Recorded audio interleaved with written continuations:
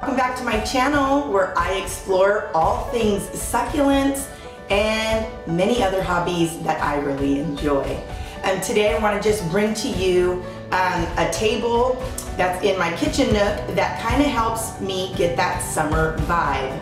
I kind of switch up things throughout the seasons, throughout my house, just so that I can be involved and be invested in the season that I'm currently living in. So we're in summer and we're in pretty much mid-June, and I have created some new succulent arrangements at the end of spring going into June. I created these arrangements so that I can have the outside inside my home. So I want to just show you a couple of things that you can do in your home that helps bring the summer vibe from outside to inside.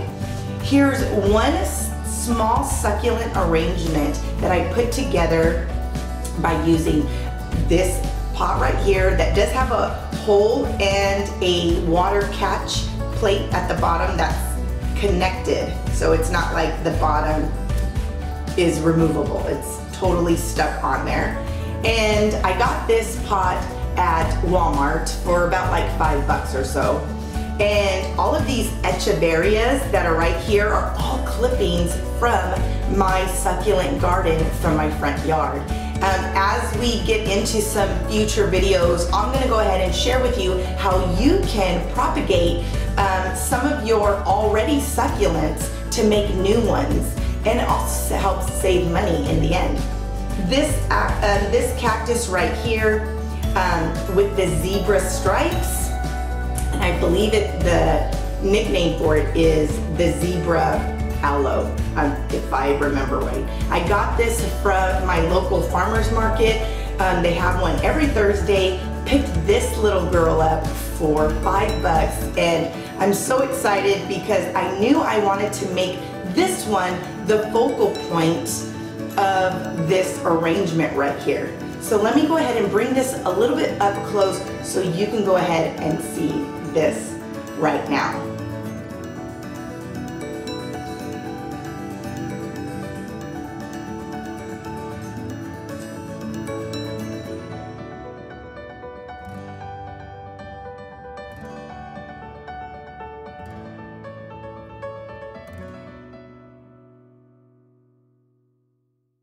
The next one that I made was just a really cool one. I actually got this cactus right here. It looks like pickles to me, but a whole bunch of pickles just standing up. But this one actually came from one of my best friends, Myrna, and she had it in her front yard. I loved it. I was like, oh my gosh, I love that. She gave it to me, so she's, I love that. So I love that because now I not only have a new specimen to add to my cactus and succulent collection, but I also have a memory of this representing my friendship with one of my good friends. I went ahead and collaborated some more echeverias, the same echeverias that I put in the other succulent display arrangement right here. I put along the side right here. I also had some clippings, if you can see. I'll go ahead and zoom in so you can see this.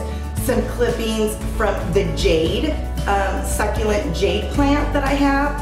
And since I had some clippings, and in other future videos, I'll go ahead and explain why you don't want to just disregard clippings.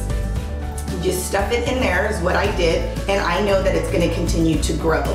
And I got this pot, which is handmade out of all rocks. It has one of those drip plates that's totally connected to it as well. I got it from a yard sale for 50 cents. You can't beat that, 50 cents, guys. So go ahead and keep your eye open out to all your future yard sales in your neighborhood, because you never know what you're gonna find on a dime. Okay, now also, I did use a top dressing, which was just some like little small pebble river rock, and I went ahead and put it on the back of the pot just so it could add some contrast, and also so you don't have to see just dirt. I also did that on the other arrangement that I did too. I put it along the back.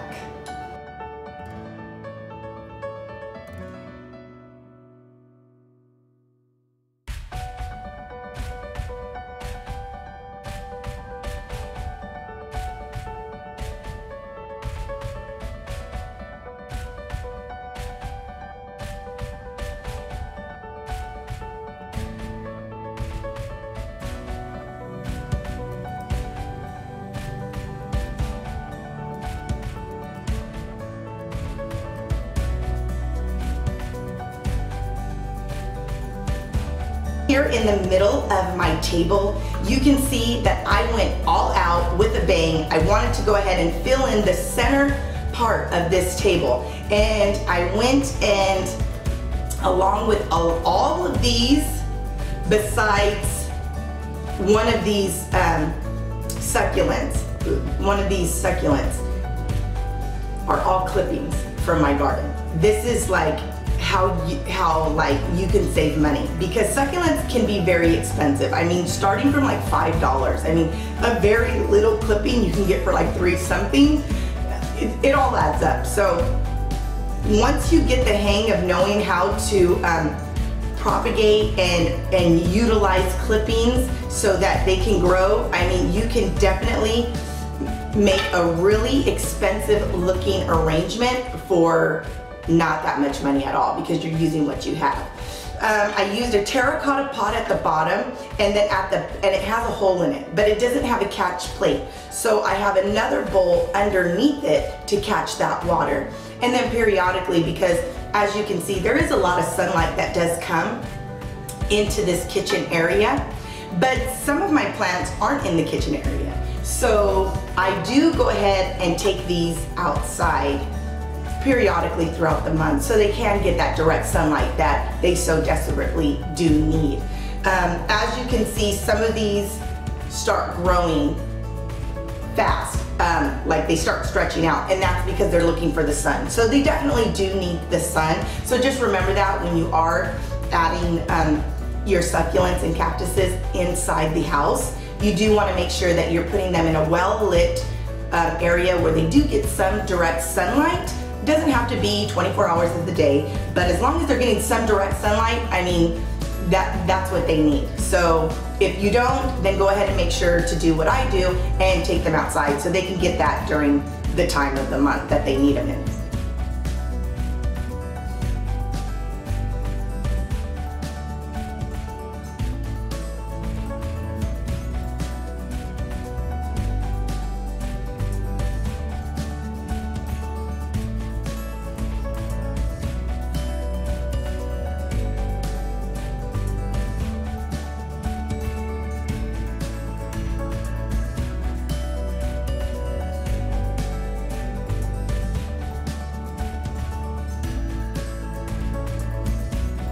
I hope that this really inspires you to go ahead and utilize outside God's creation, His plants, whether it's succulents or not. That's just what my choice is, because they're very low maintenance and they don't need a lot of watering. I use that throughout the whole house. I love it. I love how they look. I love what they do, and as far as like how they, you know, grow and change colors. I just think, and there's so many varieties of them. But I hope that this inspires you. It's just a little short video just to share with you my love of succulents and how I use them to just go ahead and decorate the outside for inside during summer. Well, until the next video, I hope that this inspires you to tap into your green thumb. God bless. Bye.